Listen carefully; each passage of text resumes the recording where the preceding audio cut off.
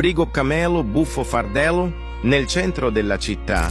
This might be the saddest meme in the entire Italian Brainrot cinematic universe. Frigo Camello. A camel with a refrigerator for a body.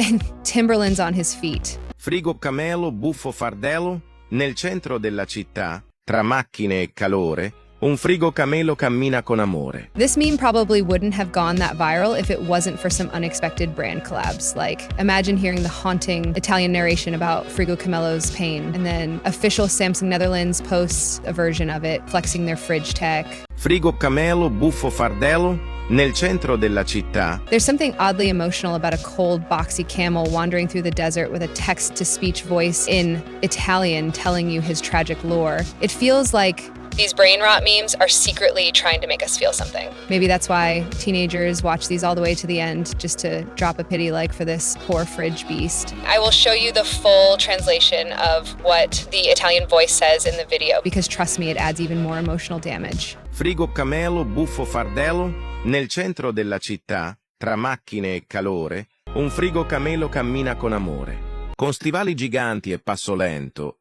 ha perso la gioia, ha perso il momento. Che freddo qui dentro, dice senza sorriso.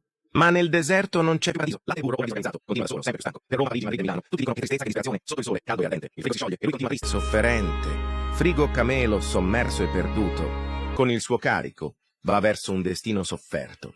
Da Lisboa a Firenze, senza più speranza, la sua strada è lunga, senza alcuna ricompensa. E ora a Londra tutto è più pesante, con occhi stanchi, già senza essere notato. But let's take a step back for a sec. Just because these Italian brainrot videos are popular doesn't mean they're good memes. A lot of users are saying the same thing. It's starting to feel like spam. Like some kind of AI content farm is just throwing animal object hybrids at the wall until the TikTok algorithm picks one.